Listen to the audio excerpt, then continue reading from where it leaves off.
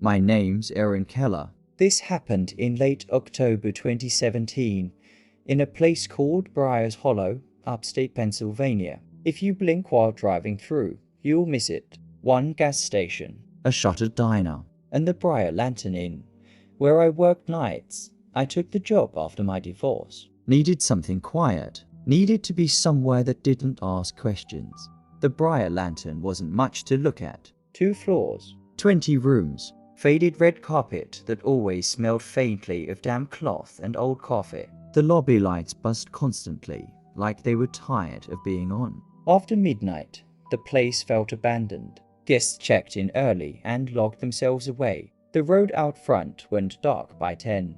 My shift ran from PM to AM. Most nights I stayed in the back office. There was a sagging couch, a tiny TV, and a little speaker that dinged whenever someone pressed the silver bell on the front desk. The building had its own language. Pipes knocking, the heater ticking, the front door buzzing when a keycard worked. After a while, you stop noticing, until something doesn't fit. That Tuesday night was colder than usual. The kind of cold that seeps in under the doors. The parking lot held 5 cars, each spaced out like they didn't trust each other. Around 2:07 AM, I was half asleep on the couch when the bell rang. Ding, clear, right by my ear through the speaker. I sat up and waited for the second ring, thinking maybe someone leaned on it. Nothing. I walked to the lobby. The overhead lights flickered once as I stepped out. No one stood at the counter. The glass door showed only black sky and my own reflection. I opened the door and stepped outside. The air felt metallic, sharp in my nose. No headlights, no footsteps, just the hum of distant power lines. Maybe I imagined it. I told myself. I went back to the couch. 10 minutes later, the bell rang again. This time I didn't hurry. I walked slowly, like I didn't want to scare off whatever joke this was. The lobby was still empty. The silver bell sat in the middle of the counter, harmless, polite. I checked the bathrooms. Empty. I walked the lot, shining my phone light under cars. Nothing but gravel and oil stains. When I came back in, I didn't return to the couch. I stayed behind the desk. If someone wanted attention, they'd get it. The clock on the wall sounded louder than it ever had. Tick, tick, tick. The heater kicked on with a low groan. Somewhere upstairs, a door clicked shut, maybe from air pressure. My hands kept rubbing together without me noticing. The skin on my knuckles felt dry and tight. 15 minutes passed, then 20. I almost laughed at myself. Then the bell rang again. But this time, I saw it. A hand slid up from beneath the counter, not fast, not jerky, just slow and steady, like it had been there the whole time. Pale fingers curled over the edge. The nails were short, clean. The finger pressed down. Ding. I didn't breathe. My brain refused to process what I was seeing. The space under the desk is small. You'd have to fold yourself in half to fit there. The hand slipped back down. That's when my chair scraped the floor. I stumbled backward and ran down the hallway to the back office, locked the door. My hands were shaking so badly I dropped my phone twice before dialing 911. Briar Lantern Inn, I whispered. Someone's inside. While I was on the line, I looked at the security monitor. The lobby camera showed the counter. My empty chair, nothing else. Then movement. A head rose slowly from behind the desk. I couldn't see a face clearly. Just the outline of a hood pulled tight and 2 eyes reflecting the camera's light. They weren't blinking. They were staring directly into it, like they knew I was watching. The figure crawled out on hands and knees. The movement was deliberate, almost stiff, like their joints didn't bend the right way. They stood up slowly, tall, thin, hoodie, head tilted slightly to one side. The dispatcher kept asking questions. I barely answered. The figure walked toward the hallway, my hallway. The doorknob turned once, not violently, just a slow test. The metal made a small clicking sound that I still hear sometimes when I'm trying to sleep. My back pressed hard against the door. My breathing was too loud. I thought they could hear it. The knob stopped moving. Footsteps retreated. On the monitor, the figure was pacing. At one point, They stood by the front doors and stared outside, like they were waiting for someone. Then they picked up a brochure and flipped through it. Head still tilted, police lights flashed across the screen minutes later, red and blue bleeding into the lobby. The figure jerked slightly, then walked out of frame. When the officers arrived, they found the front door propped open with a landscaping rock, cold air spilling in. They searched the building. Closets, laundry room, roof access. Nothing gone. They asked if I was sure I saw someone. I told them about the hand, the eyes. One of them looked under the desk and frowned. There's barely room for a kid under here, he said. After they left, I reviewed the footage again. The lobby feed showed the bell ringing, but there was no hand. The bell pressed down on its own. The metal dip was clear as day, and when the head rose into frame, the hood fell back slightly for half a second. The camera caught the face. It looked like me. Not exactly. Something was off. The eyes were too dark. The mouth didn't move naturally. But the shape, the nose, the scar near the chin from when I fell off my bike as a kid. I stared at that frame until the screen went to sleep. I don't remember walking back to the desk after that. I don't remember turning the lights off. But at 2:07 a.m. the next night, the bell rang again. And this time, I was already standing behind the counter, waiting. My name is Lila Marino. I was 23 in the fall of 2022, working the graveyard shift at a gas station of Route 47 outside a town called Briar Glen. If you blinked while driving through, you'd miss it. One traffic light, a closed-down diner with a faded strawberry sign, woods that pressed in too close to the road. I took the night shift because it paid $1 more an hour, also because no one else wanted it. From PM to AM, it was just me, the humming refrigerators, and the security monitor mounted in the corner with a faint green tint that made everything look sick. The first night he came in, the air felt wrong, heavy, like rain had soaked into the pavement hours ago and never left. The fluorescent lights above the counter flickered every few minutes, not enough to go dark, just enough to make you notice. I was heating up a frozen burrito I didn't plan on finishing when the door chimed. He stood just inside the entrance for a second too long, mid-40s maybe, or younger, hard to tell. He wore a dark windbreaker zip to his chin. His hair looked damp, though it hadn't rained. His eyes didn't move around the store the way people's eyes usually do. They stayed on me. Evening, I said. He nodded once. You're here most nights. It wasn't a question. Yeah, I said. Yes, I am. He stepped closer, but didn't pick anything up. Didn't glance at the coffee. Didn't look at the candy display. Lila, he said. My stomach tightened. I wasn't wearing my name tag. I'd stopped wearing it after a guy last month tried to find me on social media. I wrote it down, he added calmly, pointing to the sandwich board by the door. I'd written pumpkin blend is back in orange marker. You cross your L's at the top, he said. Most people don't. He smiled like he'd complimented me. I didn't smile back. He didn't buy anything. After about a minute of standing there, breathing slow and steady like he was listening for something behind me, he left. I watched his car on the security monitor. The headlights didn't come on right away. They just sat there in the dark. After that, he started showing up once or twice a week, never at the same time. Sometimes he came inside. Sometimes he parked along the tree line near the edge of the lot. Lights off, engine running. I told myself he was just lonely. Briar Glen had a lot of lonely men. One night around 2:15 a.m., he bought a bottle of water. His fingers brushed mine when I handed him the change. His hand was cold, not winter cold, just cold. You lock the storage room every hour, he said casually. I stared at him. It's good you do that, he continued. You shouldn't trust empty buildings. The hum of the refrigerators suddenly sounded louder. How would you know that? I asked. He tilted his head. I watch. He said it gently, like it was the most normal thing in the world. My hands started to shake, so I slid them under the counter. You live nearby? he asked.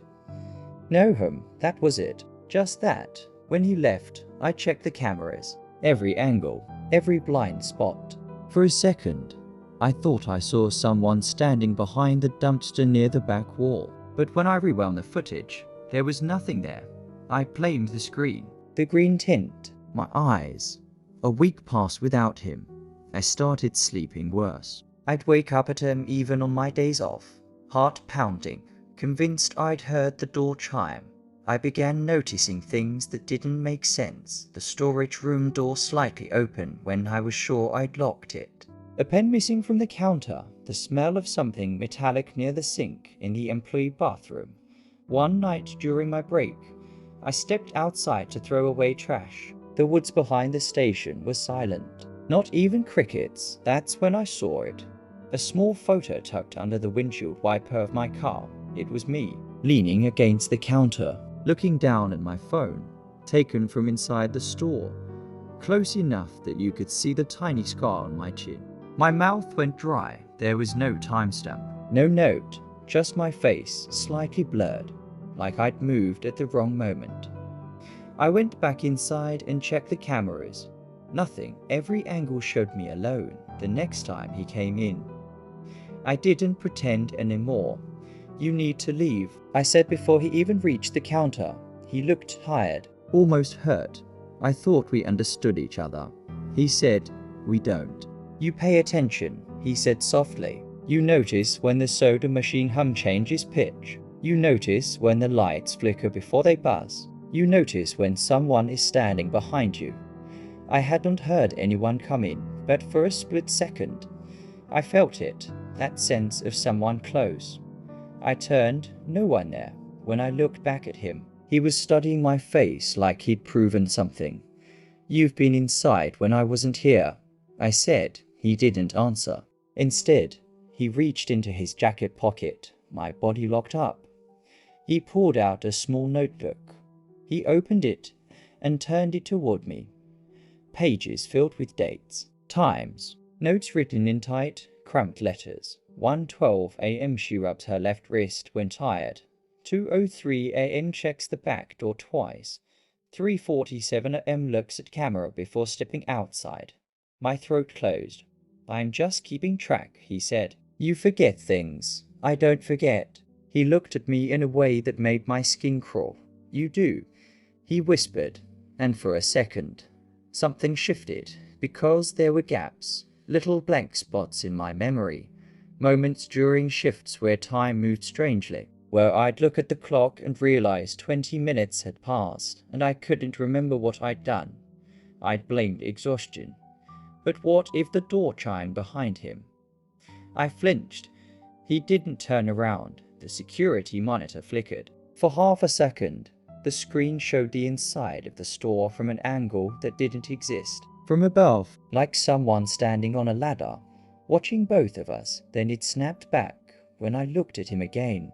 His expression had changed. Not smug, not angry, concerned. You shouldn't be alone here, he said. I grabbed the phone and dialed 911. He didn't stop me.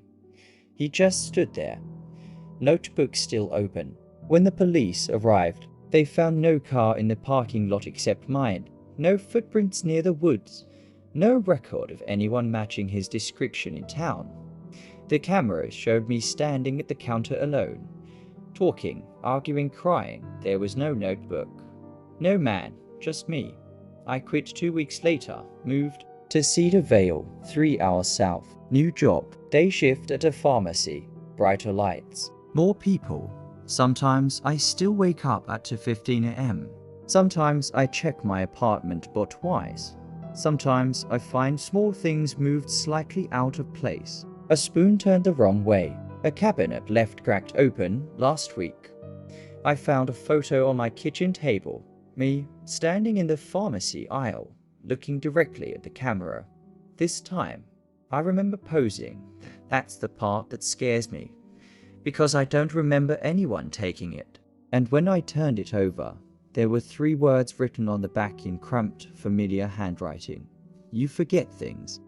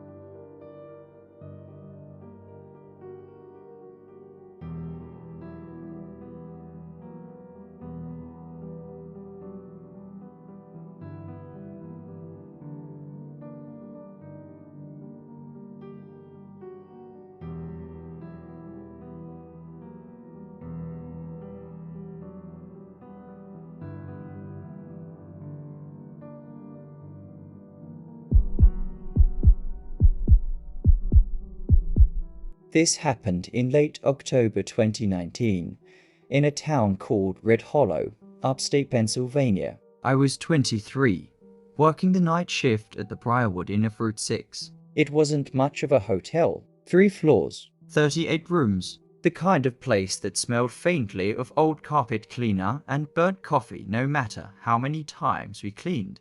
My name's Murrah. Back then, I needed the job. My older brother, Eli, had just moved out, and I was helping my MOM cover bills after my dad left. Night shift paid a little more. 10 p.m. to 6 a.m. mostly silence, mostly boredom.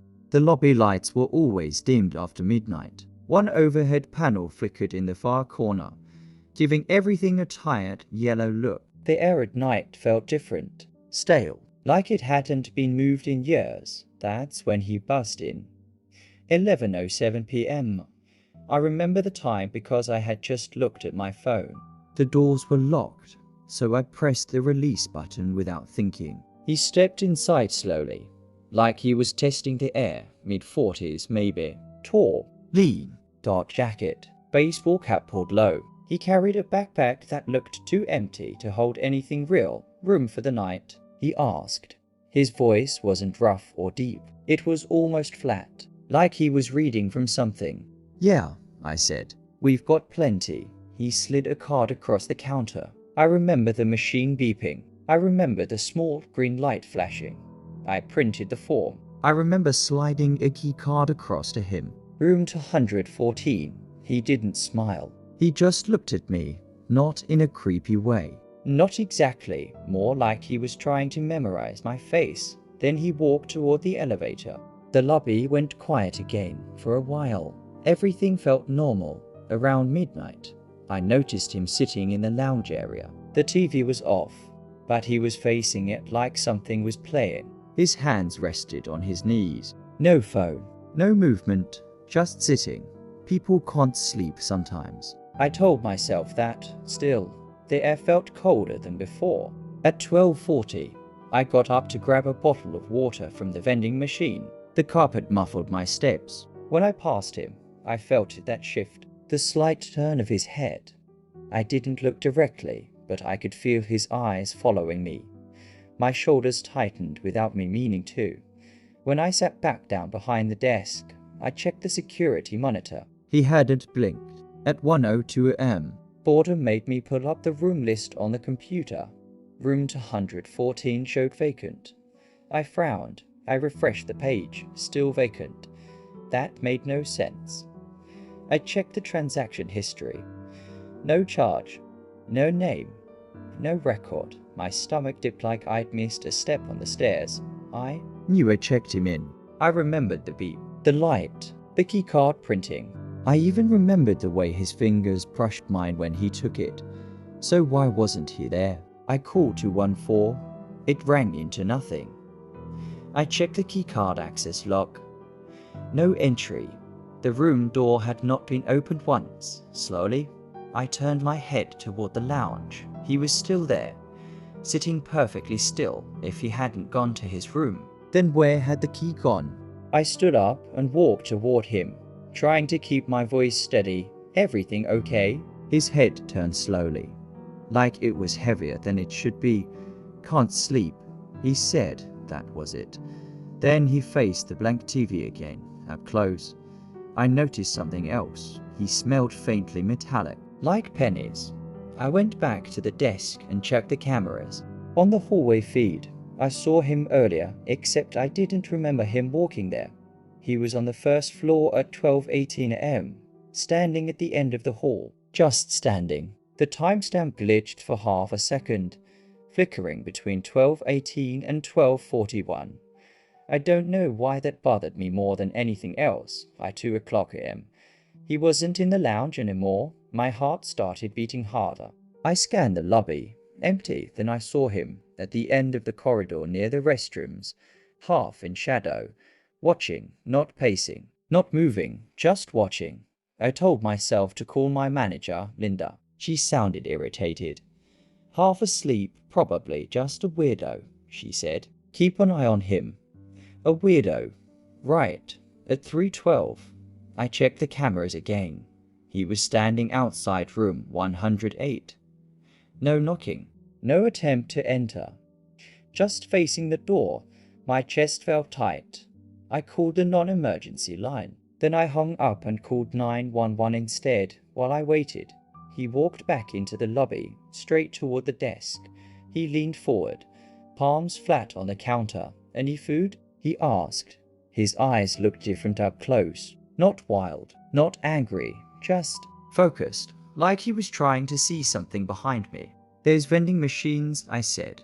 He smiled slightly, and for a second, I had this horrible thought: what if I hadn't actually checked him in? What if I just imagined it? Because when I looked down at the counter, there was no registration form, no copy of his ID, nothing.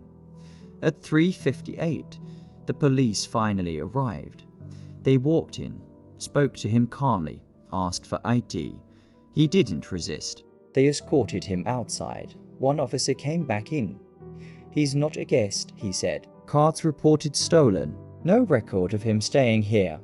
I nodded, but I didn't tell him the worst part. After they left, I checked the desk drawer where we keep spare key cards. One was missing, room 114. And when I checked the camera from earlier that night, from 11:07 p.m., the footage showed me standing alone at the desk, opening the door, waiting. No one walked in. I was talking, smiling, handing a key card to empty air. I watched it 3 times. My mouth moved like I was having a conversation. But there was no man, no backpack, nothing. Room 214 stayed vacant that night. No one ever used it. I quit 2 weeks later. Sometimes I still dream about the lobby lights flickering, about him sitting in the lounge, facing a television that isn't on. And sometimes when I wake up, I can still smell that metallic scent. Like pennies. Like something waiting just out of sight.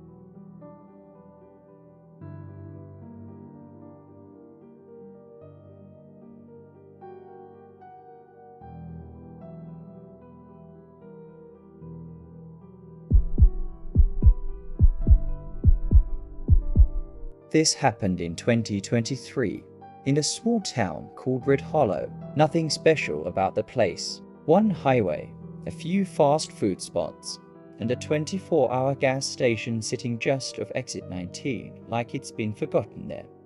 I'd only been working the overnight shift for about 6 weeks. My name's Kara. I was 23 at the time. I worked Friday through Sunday nights. The weekday overnight guy, Ethan, covered the rest. We weren't close, but we were friendly enough. He had a younger brother, Lucas, who sometimes tagged along when Ethan stopped by on his nights off. That Friday started like any other. Cold air leaking in every time the automatic doors side open. The faint smell of burnt coffee that never fully goes away. Fluorescent lights humming overhead. One of them flickering near aisle 3 like it was thinking about dying, but hadn't decided yet. Around 2:40 am. Ethan and Lucas came in laughing about something. Lucas's laugh echoed too loudly in the empty store. "You look half asleep," Ethan said, leaning on the counter. "I am," I told him. "Come work this shift and tell me how you feel." They grabbed coffee and went back outside. I didn't think much of it. 10 minutes later, Lucas came back in alone. "There's a car out there," he said. "Engines on, lights off. Been sitting there since before we pulled in." "That's not weird," I said. "DoorDash? Probably." But I knew that wasn't right. I hadn't had a single delivery order in almost 2 hours. He shrugged and went back outside. I tried to ignore it. Went back to mopping near the drink coolers. The water in the bucket had turned grey. The smell of cleaner mixed with stale air. My reflection moved in the glass door's theme, stretched, slightly delayed. After about an hour, they came back in. They weren't laughing anymore. Ethan leaned in closer. "He's still there." "Who?" "The guy in the car. He keeps watching us." I stepped to the side of the counter and tried to angle myself to see the far end of the lot, but the storage wall blocked that corner completely. "Whoever parked there knew exactly where to sit to stay out of view." Lucas said he walked past the car to get a better look. He pretended not to understand me, like I was speaking another language. "And then?" I asked. Then he answered me in perfect English. Something about that stuck. Ethan lowered his voice. "Car's brand new, no plates, and there's blankets in the back seat. A whole pile of them. Blankets."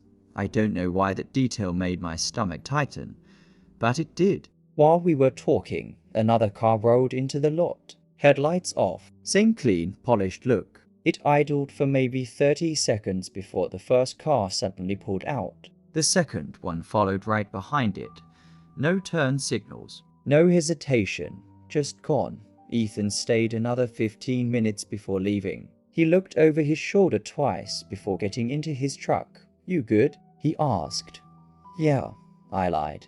The rest of that shift crawled. Every time the ice machine dumped cubes, I jumped. Every time the cooler compressor kicked on, my chest tightened. At one point, I thought I heard footsteps near the back hallway, but when I checked, it was empty. I didn't sleep much that day. Saturday night, 3:07 am. I was restocking cigarettes when 4 guys in their mid-20s came in. Loud, normal, alive. The kind of energy you are grateful for at that hour. One of them set his chips on the counter and said, "Hey, is that Subaru yours?" My throat went dry. "What Subaru?" "Brand new one. Parked way down at the end. Lights off. Engine running." My hands started shaking. I pressed them flat against the counter so they wouldn't see. "There are 2 guys inside." Another one added. Looked like they were arguing. One kept pointing at the store. The air inside the station suddenly felt thick, like it didn't want to move. "They've been there a while?" I asked. "Since we pulled up." They finished paying but didn't leave. One of them walked back to the windows and stared out. "I'm gonna see what their deal is," he muttered before he even made it to the door. Headlights flared at the edge of the lot. The engine revved hard. Tires crunched against gravel. Gone. The guy stayed with me for about 20 minutes after that. We stood in uneasy silence, pretending to scroll through our phones. When they finally left, the quiet felt heavier than before. At 4:12 am, the store phone rang. No caller ID, just the internal line. I picked up. Red hollow fuel. This is Kara. Silence. Then breathing. Slow. Close. Not static. Not a bad connection. Breathing. Hello. My voice came out smaller than I expected. A soft click. The line went dead. I told myself it was a prank. Someone from town messing around. But 5 minutes later, the back door alarm chirped. Just once. It does that sometimes when the pressure changes. I knew that. Still, I walked back there. The hallway lights felt dimmer than usual. The air colder. I could smell something metallic, like pennies or old pipes. The back door was shut, but the lock was turned halfway. I stared at it. I always double-check that lock at the start of my shift. Always. My hands wouldn't stop trembling as I twisted it fully closed. That's when I noticed something else. Mud on the floor. Just inside the door. 2 faint prints. Not 4 shoe prints. More like the edge of a sole, as if someone had stepped in and then stepped back out. I stood there for a long time, listening. Nothing.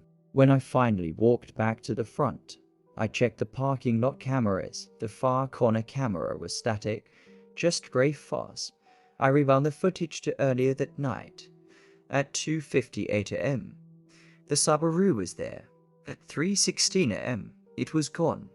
At 3:42 a.m. for 3 frames, just 3, you can see something near the side of the building. A shadow where there shouldn't be one. It isn't shaped right. Too tall, too still, then it's gone. I don't remember going outside to take the trash out that night, but the dumpster lid was open when my manager reviewed footage the next day. He asked why I'd gone out back at 3:31 a.m. I told him I didn't. He showed me. There I was on camera, walking toward the back of the building, alone, head down, like I was following someone just out of frame. The footage cuts out for 40 seconds. When it comes back, I'm standing by the dumpster, staring into the dark lot. There's no Subaru in sight, but in the reflection of the store window behind me, faint and distorted, there's another shape standing a few feet away, close enough to reach me. I gave my 2 weeks' notice after that. I still don't know if those cars were waiting for me, or if they were waiting for someone else. What keeps me awake isn't the breathing on the phone. It isn't the mud prints. It's the way I looked on that camera. Like I knew exactly where I was going, and like I wasn't alone.